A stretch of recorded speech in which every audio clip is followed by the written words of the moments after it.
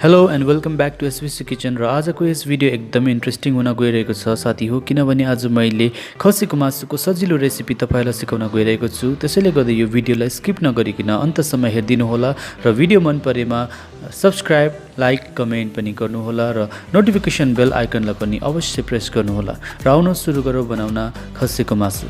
यहाँ मैले आधा केजी बस्तीको खसीको मासु लिएको छु र केही मसलाहरू पनि मैले तयार गरेर राखेको छु। यहाँ मैले 2टा टमाटरलाई काटेर राखेको छु अनि लसुन र अदुवाको पेस्ट साथै जिरा पनि पिसेर राखेको छु र प्याज 2टा काटेको छु र 2 तेजपत्ता पनि लिएको छु र बादमा म अलैँची र दालचिनी पनि युज गर्नेछु। अब भने मैले कराईमा तेल हालेर कराईलाई तातिन दिए र तेजपत्ता र काडा मसलाहरू जति पनि मैले भनेको छु त्यो सबै हाल्दैछु। यहाँ अलैँची पनि हाल्दैछु। अलैँची मैले ठुलो युज गरेको छु। अब यसलाई हल्का ब्राउन भइन्जेलसम्म भुट्नुहोस् र त्यसपछि सबै मसलाहरू हाल्दै हामी यसलाई पकाउनेछौँ। अब चाहिँ अघि काटेर राखेको प्याजलाई हालेर यसलाई हल्का ब्राउन भइन्जेलसम्म भुट्नुपर्छ।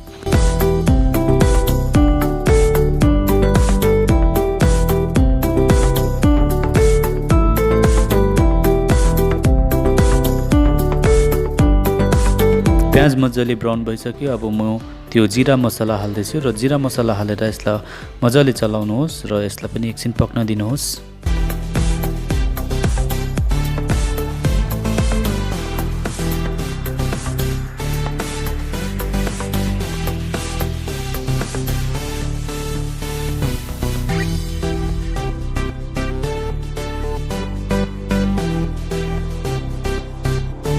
अब भने म यहाँ लसुन र अदुवाको पेस्ट हालेर यसलाई चलाउँदैछु र यसलाई पनि मजाले पाक्नु दिनुपर्छ र यसलाई म मिडियम फ्लेममा पकाउँदैछु र फ्लेम ज्यादा हाई गर्नुभयो भने तपाईँको मसला डढ्छ।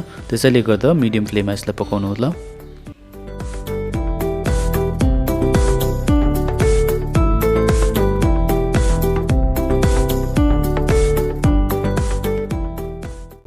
र अब भने म यहाँ हल्दी हालिरहेको छु र हल्दी हालेपछि यहाँ म रङ खोर्सानी पनि हाल्नेछु।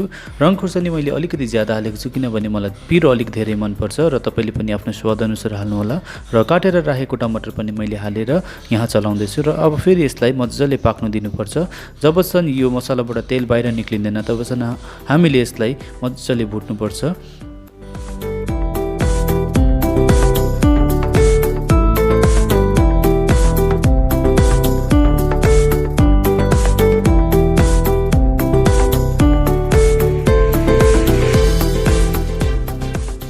यहाँ हाम्रो मसलाले मजाले तेल छोडिसकेको छ। यसको मतलब हाम्रो मसला पाकेर एकदमै रेडी भयो। अब हामीले मासु हाल्न सक्छौँ यसमा र अब म मासु हाल्न गइरहेको छु र मैले अघि काटेर राखेको मासुलाई यसरी हाल्दैछु यहाँनिर।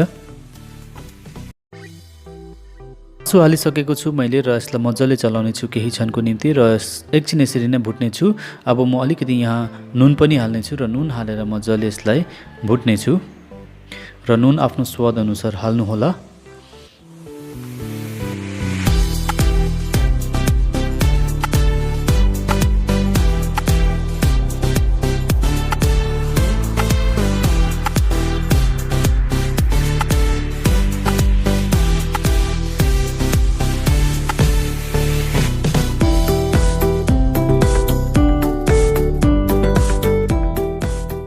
र मैले यहाँ मजाले मटनलाई भुटिसकेको छु र अब भने पानी हाल्दैछु र पानी हालेर म यसलाई 45 मिनटसम्म पकाउँछु र यहाँ तपाईँले पानी चाहिँ मटनलाई छोप्ने गरी हाल्नुहोस् र 45 मिनट्स बादमा तपाईँको मटन एकदमै रेडी हुन्छ।